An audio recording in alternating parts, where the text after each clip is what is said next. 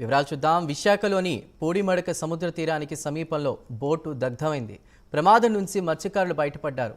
Visakha fishing harbour నుంచి మత్స్యకారులు చేపల వేటకు వెళ్లిన సమయంలో తెల్లవారుజామున 3 గంటల్లో ఆ టైంలో కూడా ఈ ప్రమాదం జరిగినట్టు తెలుస్తోంది. బోటులో వంట చేస్తుండగా గ్యాస్ సిలిండర్ నుంచి మంటలు వ్యాపించాయి.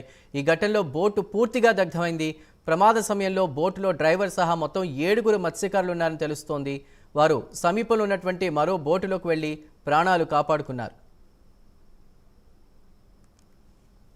నేను ఎస్హెచ్ఓ పూడిమడక మెరైన్ మాట్లాడుతున్నాను. ఈరోజు బడే సూర్యనానికి సంబంధించినటువంటి జమినీ బోటు ఫిషింగ్ హార్బర్ విశాఖపట్నం నుంచి 7 మెంబర్స్తో బయలుదేరారు ఫిషింగ్ కొరకు. ఫిషింగ్ చేసుకుంటూ మన పూడిమడక లిమిట్స్కి వచ్చేటప్పటికి యాక్సిడెంటల్గా ఫైర్ జరిగి బోట్ కాలిపోవడం జరిగింది.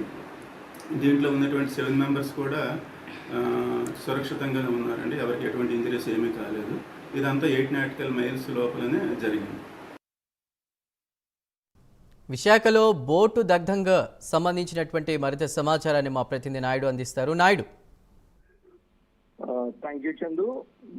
ఉమ్మడి విశాఖపట్నం జిల్లాకు సంబంధించి ఒక పెను ప్రమాదం అయితే తప్పిందని కూడా మనం చెప్పుకోవచ్చు. ఎందుకంటే గత 15 రోజుల క్రితం కూడా సేమ్ ఇటువంటి పరిస్థితి ఏర్పడింది. సముద్రం మధ్యంలో వేటకు వెళ్ళినటువంటి బోటు ప్రమాదానికి గురవడం, అదేవిధంగా చూస్తున్నట్టయితే కనుక ప్రమాదం నుంచి బయటపడడం కూడా చాలా అరుదైన విషయంగా కూడా మనం చెప్పుకోవచ్చు. అయితే అలాంటి ఘటన ఈ రోజు కూడా సంభవించింది. ఏదైతే అనకాపల్లి జిల్లా అచ్యుతాపురం మండలం సంబంధించి పూడిమడక సముద్ర తీరంలో సముద్రానికి 11 నాటికల్ మైల్స్ 12 నాటికల్ మైల్స్ దూరంలో అయితే మాత్రం ఈ మెకనైజ్డ్ ఫిషింగ్ బోట్ అయితే మాత్రం విశాఖపట్నం నుంచి వేటకు వెళ్ళడం జరిగింది. ఏదైతే ఈ బోట్ నంబర్ V5MM294 గల బోటు బడే సూర్యనారాయణ అనే వ్యక్తికి చెందినటువంటి బోటు ఫిషింగ్ బోటు శుక్రవారం బయలుదేరి వెళ్ళింది. అదేవిధంగా చూసుకుంటే నిన్న శనివారం కూడా వేట కంప్లీట్ చేసుకుని ఈ రోజు తిరుగు ప్రయాణం అయ్యే సమయంలో అయితే మొత్తం తెల్లవారుజామున సంభవించినటువంటి అగ్ని ప్రమాదం మొత్తం అగ్నికీలను పూర్తిగా బోట్ అంతా కూడా వ్యాపించడంతో అయితే మాత్రం పూర్తి స్థాయిలో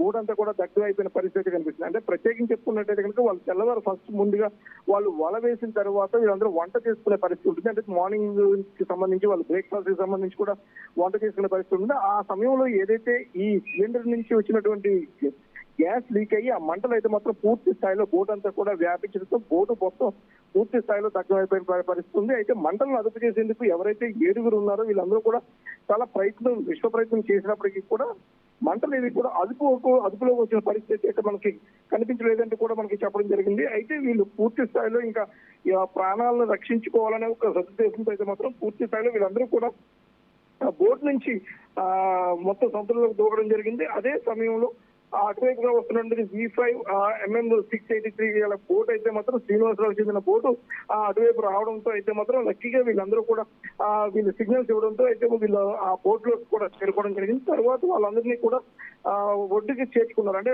అచ్యుతాపురం సంబంధించి ఒడ్డుకి చేర్చారు. అదే విధంగా చూసుకున్నట్టు ఒడ్డుకి చేరుకున్న మత్స్యకారులు అయితే కనుక జి ఎల్లాజీ, రాము, ధనరాజు, ఆర్ ఎర్రయ్య, గరికిన ఎల్లాజీ, వీరస్వామి, నల్లడు అని ఈ పేరు గల వ్యక్తులందరూ కూడా వీళ్ళు సేఫ్ గా అయితే మాత్రం రావడం జరిగింది. దీనికి సంబంధించి ఇప్పటికే అక్కడ ప్రధాన కార్యదర్శి కూడా నర్సింగ్లో కూడా మీడియాతో మాట్లాడారు. అదేవిధంగా చూసుకుంటే సిఐ కూడా వెంటనే పోలీసులు కూడా దీనికి సంబంధించి పూర్తి వివరాలు కూడా సేకరించిన పరిస్థితి ఉంది. ఇది విషయం తెలియగానే విశాఖ దక్షిణ నియోజకవర్గ ఎమ్మెల్యే వంశీకృష్ణ శ్రీనివాస్ యాదవ్ అయితే ఇమీడియట్ గా వీళ్ళందరికీ కూడా పూర్తి స్థాయిలో భరోసా ఇచ్చారు. మీకు ఖచ్చితంగా ప్రభుత్వం నుంచి రావాల్సినటువంటి పరిహారం కానీ లేదంటే మరి ఏదైనా కూడా అవకాశం ఉన్నట్టు అన్ని కూడా ఇప్పించేందుకు చేస్తామని చెప్పారు. అదేవిధంగా బోటు చూసుకుంటే సుమారు 35 నుంచి 36 లక్షల వరకు విలువ గల బోటు కాలిపోవడంతో అయితే మాత్రం సూర్యనారాయణ అయితే మాత్రం లబోదిబోమంటున్న పరిస్థితి మనకి కనిపిస్తుంది. అంటే బోటు పూర్తిగా కాలిపోవడంతో అయితే మాత్రం పూర్తిగా రోడ్డును పడిన పరిస్థితి అయితే మనకి కనిపిస్తుంది. దీంతో ఈ వంశీకృష్ణ శ్రీనివాస్ కూడా భరోసా కూడా ఇచ్చిన పరిస్థితి అయితే మనకి కనిపిస్తూ ఉంది. Chandu. Right Naidu, thank you.